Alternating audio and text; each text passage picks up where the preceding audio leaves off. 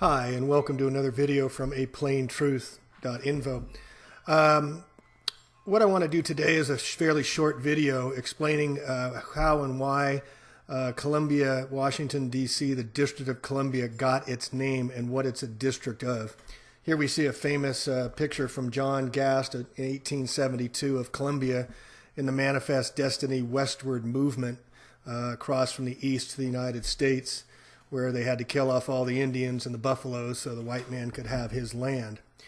Now, Washington, D.C. was founded in 1871 by the Organic Act of Congress, and this is their emblem or symbol, District of Columbia. Note the shining hill over the Capitol in the background, the women lower than the man, and the District of Columbia in the background. Here is the original D.C. flag, 3 stars and 2 bars. And here is the current District of Columbia flag, which District of Columbia is run by the federal government. We also see in some of the churches in the District of Columbia using the 3-star and 2-bar stripe motif. Also in the corporate world, we see CBS using the all-seeing eye as their logo, and Columbia Pictures, and Columbia Pictures using the torch and the sun and the pyramid with the unfinished eye, which we also see in the back of the dollar bill. We see the Columbia space shuttle that blew up tragically. Please note the Israeli flag in there as well, equal height, equal weight. And also we see the Rockefellers Columbia University in New York, as well as the Columbia Teachers University, also a Rockefeller Foundation. Now it's interesting also to note that Columbia's symbol uses 3 crowns as well. And here we're back to the John Gast 1872 Manifest Destiny of Miss Columbia leading the way. Okay, so let's go over here to Wikipedia, the font of all knowledge.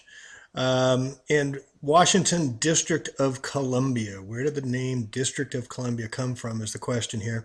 And for the past 6-8 months or so, I've been offering every friend I talk to and family $100 if they could tell me where the District of Columbia name came from, or what it is a district of, or why it is named Columbia. So far I've kept $100 as no one has been able to even come close. The common response has been, to a person almost, I have no idea. So we see here the U.S. Constitution provided for a federal district under exclusive jurisdiction meaning whose business, of the Congress, and the district is therefore not part of any U.S. state. Further down, it's created a single municipal government for the remaining portion of the district. Here it says an estimated population in 2014, and then leave it to Wikipedia. It says it's the 22nd most populous city, but right above here it says it's not part of any U.S. state, so a contradiction right there. The centers for all 3 branches of federal government in the United States are in the district, and they rule our lives, collect from the IRS and whatnot, including the Congress, the President, and the Supreme Court. Now, if the Congress is the only one overseeing, and they are in the District of Columbia in Washington, that means they're not a part of the United States of America, small, big U, small N-I-T-E-D, United States, and I'll get into that in a minute. Washington is home to many national monuments and museums. City hosts 176 foreign embassies, as well as headquarters of many international organizations, trade unions, nonprofit organizations, lobbying groups, and professional associations.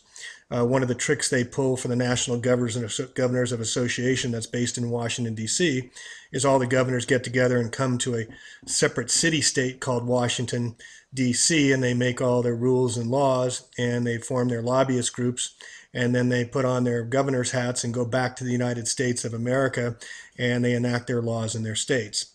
We'll get into that in another time. All right, so I want to click over here and give you how District of Columbia, Washington got its name. But first, let's talk about what the act provided. This was the Organic Act of 1871, an act to provide a government for the District of Columbia. An act to provide a government for the District of Columbia, also known as the Act of 1871. It means that Congress, under no constitutional authority to do so, created a separate form of government for the District of Columbia, which is a 10 square mile parcel of land, its own city-state. It has its own police force, its own mayor. It has its own tax. It isn't taxed, but it has its own constitution that we'll get into at another time. But basically, it's not beholden to any other city-state, just like the City of London and just like the Vatican. Those are the trilateral city-states that rule all. Why would they do that? Let's look at the circumstances.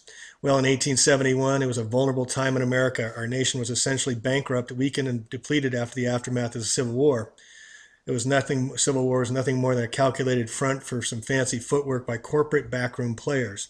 The Congress realized our country was in dire financial straits, so they cut a deal with the bankers. The Rothschilds of London were dipping their fingers in the pie, incurring debt to bankers. A bank will not do anything unless it's entirely in their best interest to do so. So they basically went and created this act with the treasonous Congress complicity, and what they did in the 1871, it was defaced in the sense that the title was block capitalized and the word for was changed to the word of in the title. So instead of United States for America, it became United States of America, all in capital letters. It goes on to say here, the United States of America, capital letters, represents a fictitious corporation. Your birth certificate, driver's license, social security number, bank statements are all written in capital letters, which means you have registered, regis means crown, submitted and or applied to a part of the United States of America Corporation as a fictitious character. The altered version, the capital letters, the Constitution of the United States of America. It is the corporate constitution. It is not the same document you might think. The corporate constitution operates in an economic capacity that has been used to fool the people into thinking it is the same parchment that governs the republic. It is absolutely not. Capitalization is an insignificant change. No, not when it's referring to the context of a legal document. Such minor alterations have made major impacts on each subsequent generation born in this country. What the Congress did with the passage of the act was to create an entirely new document, a constitution for the government of the District of Columbia. The kind of government they created was a corporation. The new altered constitution serves as the constitution of a corporation and not that of America. And if you'll remember back in 1999 in the blue dress with Monica Lewinsky, President Clinton, a lawyer, got in front of the federal grand jury and argued what the term, it depends on what the word is. So you can understand that even small words have great meanings. All right, so going up here to how did District of Columbia get its name, or how did Washington, D.C. get its name? So here we read that the Vatican has been involved. The Jesuit John Carroll was probably the richest man in America in the late 1700s. Carroll allowed funding to construct D.C., which is nicknamed, quote, Rome on the Potomac. In fact, Wikipedia and the Catholic Encyclopedia confirm Washington, D.C.'s original name as Rome, Maryland. Also, a branch of the Potomac River was called the Tiber, which is named after a river in Rome. This information was written in 1902 edition of the Catholic Encyclopedia on the article on John Carroll. The owner of the land used to be Francis Pope. And now we have Pope Francis, a Jesuit from Argentina, who just, for the first time in 600 years, had a pope step down and he replaced him. Isn't that coincidence? And his priest was Jesuit Andrew White. Like Rome, Washington, D.C. has 7 hills. Their names are Capitol Hill, Meridian Hill, Floral Hills, Forest Hills, Hillbrook, Hillcrest, and Knox Hill. Is this coincidence? It doesn't look like one to me. Roman Catholic John Carroll suggested that French architect Pierre-Charles L'Enfant, the architect of D.C., a freeborn African-American named Benjamin Banneker, also was part of astronomy and architecture during that time. It is said that Benjamin had a role in its construction, along with L'Enfant. It's a fact that Roman Catholic Charles Carroll was a signer of the Declaration of Independence. The Carroll family, who were run by the Pope, plus the Jesuits of Rome and the Freemasons, were key in the American Revolution. In fact, George Washington helped, in his Masonic attire, laid the cornerstone to the Capitol building. John Carroll founded Georgetown University in 1789. Daniel Carroll owned land in D.C. Roman Catholic Pierre L'Enfant was a part of the creation of Washington, D.C. as well. Roman Catholic Constantino Brumidi was the hired painter of occult pictures in the Capitol dome. So let's go over to here, and this is a wonderful website that we'll get into a lot more in another time. But where did the name Columbia come from?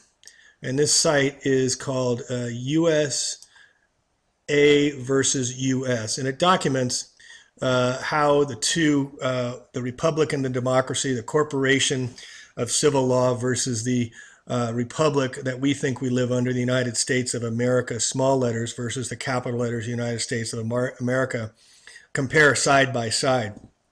And when most people say, well, that's not legal under the Constitution, we don't live under that Constitution. We live on this one here on the right side. So Columbia is a name for goddess of the creation, war, and destruction, more known as the goddess of death and pain. Wonderful. She is derived from the imagery of the Semiramis, wife of Nimrod and queen of Babylon, back in the Egyptian days. The statue on the top of the Capitol building, called the Statue of Freedom, is actually Persephone, meaning she who destroys light.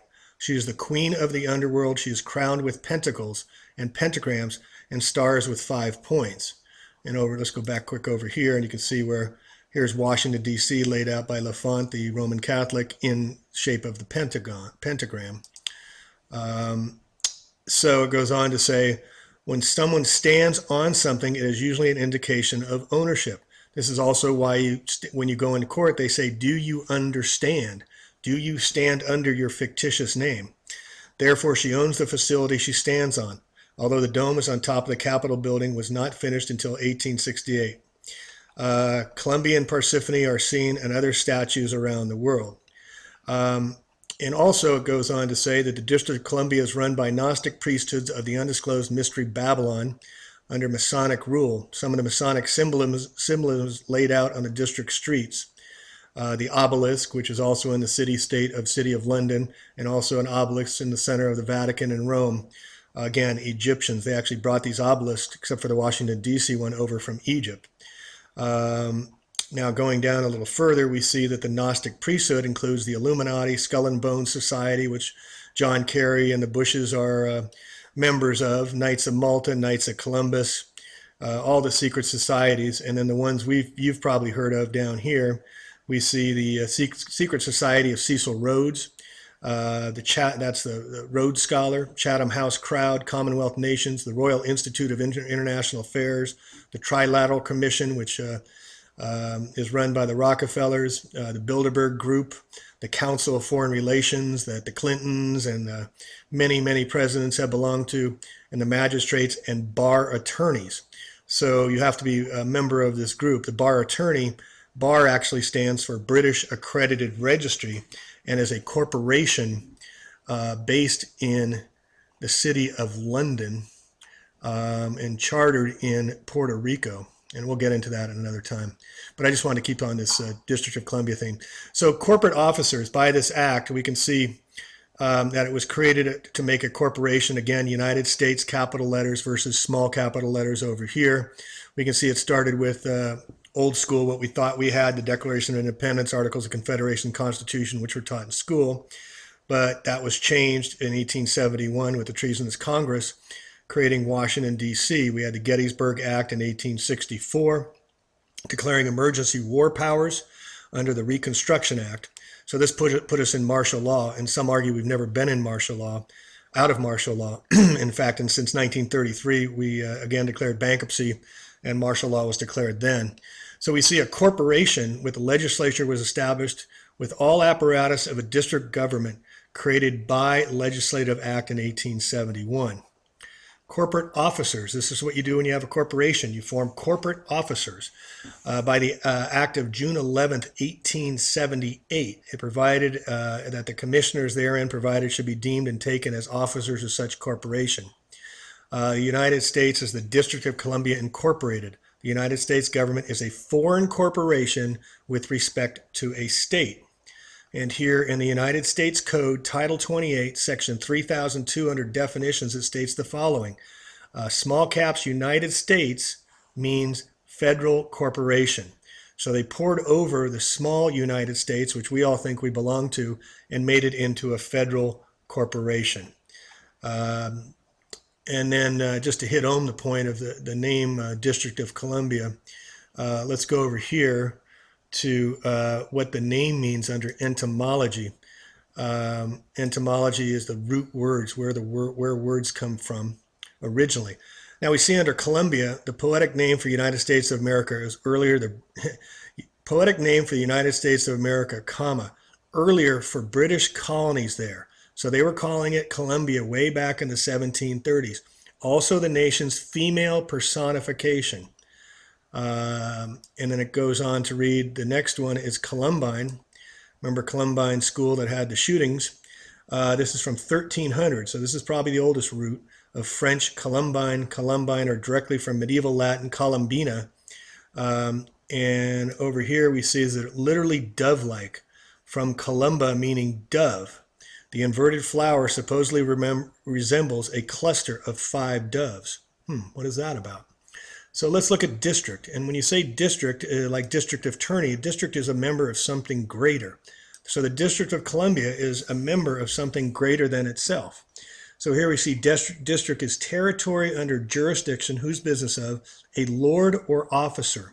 From medieval Latin, districtus, restraining of offender's jurisdiction. Then under the feudal system, the area of jurisdiction. Noun use of past particle of Latin distringere means to hinder and detain. See distress. So to hinder, detain, and distress a dove. What the heck does that mean? Well, let's go back here and look at Persephone again, as she sits on top of the Capitol building. And she was a goddess, queen of the underworld, wife of the god Hades. She was also the goddess of spring growth, who was worshipped alongside her mother Demeter. And we go over here back to the Roman days, since they did help name Washington, D.C. All right, so here we see the dove's symbolism in Christian faith, staying on this Rome theme that apparently had a big hand in naming Washington, D.C., or Little Rome. We read that the dove, as a symbol, predates Christianity, standing in for Mother Goddess, for Mother Goddess in the ancient Near East, and representing God's hovering spirit in the Babylonian Talmud. All right, the Babylonian Talmud refers to back in the Egyptian days. And what is the Talmud? But it is the instruction learning from a root to teach or study, is a central text of the Rabbinic Judaism. It is also traditionally referred to as Shas, a Hebrew abbreviation of Shisha Sederim, the 6 orders. I'm sure I mispronounced that. And here we go over to the Talmud, some quotes from the Talmud, which I think you'll find fairly interesting. We scroll down and we read that to communicate anything to a goy is someone who is non-Jewish, rabbinic Jewish, about our religious relations would be equal to killing of all Jews. For if the goyim knew what we teach about them, they would kill us openly. And this one. When a Jew has a Gentile in his clutches, another Jew may go to the same Gentile, lend him money, and in turn deceive him, so that the Gentile shall be ruined. For the property of a Gentile, according to our law, belongs to no one, and for the first Jew that passes has full right to seize it. And this one should knock your socks off. Happy will be the lost of Israel, whom the Holy One, blessed be He, is chosen amongst the Goyim, of whom the Scriptures say, quote, their work is but vanity. It is an illusion at which we must laugh. They will all perish when God visits them in His wrath, end quote. At the moment when the Holy One, blessed be He, will exterminate all the Goyim of the world, Israel alone will subsist, even as it is written. Quote, the Lord alone will appear great on that day. So what I want to bring your attention to and close with is manifest destiny. And here we see again Columbia and American Progress printed by 1872. And note here's the stand-in for the goddess, Columbia, representing the dove, or representing Mother Goddess, floating over the westward movement of the settlers coming across, the white man taking out the native Indians, taking out the buffaloes. American Progress, a painting. Here Columbia is a personification of the United States, leads civilization westward with American settlers. She brings the light from the east into the darkness of the west, stringing telephone wires. She sweeps west. She holds a school book as well, not a Bible. The different stages of economic activity of the pioneers are highlighted, and especially the evolving forms of transportation. And then finally, Manifest Destiny, Wikipedia, 19th century. This painting came out, as I said, 1 year after the Organic Act of 1871 by the treasonous Congress that created the Corporation of the United States, of which President Obama is head of the corporation. That takes all our tax money and runs the show. Was a widely held belief in the United States that American settlers were destined to expand throughout the continent. Widely held belief. Not by the African American slaves, I'm sure it wasn't. The special virtues of the American people and their institutions, America's mission to redeem and remake the West in the image of an agrarian America, an irresistible destiny to accomplish this essential duty. Historian Frederick Merck says the concept was born out of, quote, a sense of mission to redeem the old world by high example, generated by the potentialities of a new earth for building a new heaven. So one could even argue that their long-term plans are being implemented to create a new Jerusalem. So I'm ending here, and I'll include this wonderful website that somebody anonymous created comparing the two governments, the one that was created in 1776 and the one that was usurped that in 1871, creating the corporation in the District of Columbia. And I'm going to close with this quote here. And it goes like this. A democracy cannot exist as a permanent form of government. It can only exist until the voters discover that they can vote themselves generous gifts from the public treasury. From that moment on, the majority always votes for the candidates promising the most benefits from the public treasury, with the result that a democracy always collapses over loose fiscal policy. We're currently $18 trillion in debt, always followed by a dictatorship. That's coming next. The average age of the world's greatest civilizations from the beginning of history has been about 200 years. We're right about 244 years. During those 200 years, these nations always progress through the following sequence. See if you can identify where we are. From bondage to spiritual faith, from spiritual faith to great courage, from courage to liberty, from liberty to abundance, from abundance to selfishness, from selfishness to complacency, from complacency to apathy, from apathy to dependency, and then from dependency back again to bondage. Attributed to Scottish history professor, University of Edinburgh, Sir Alexander Fraser Tytler. So in closing, I will, the next video I'll do will be a little bit more at length to put together how our laws are still under Roman Latin law, how our monetary system was developed by the Vatican and the Caesar days, and we're still using the same monetary maritime law and debt system, why debt is being created and how we're all securitized debt from birth, and also how the laws trusts were originally created and from the Vatican put on child's skin when they wrote the first QV trusts. It'll be a little more lengthy and a little more in depth, and a lot of it goes into the information presented right here on this wonderful site. So thank you for listening, and we'll catch you the next time, and be well.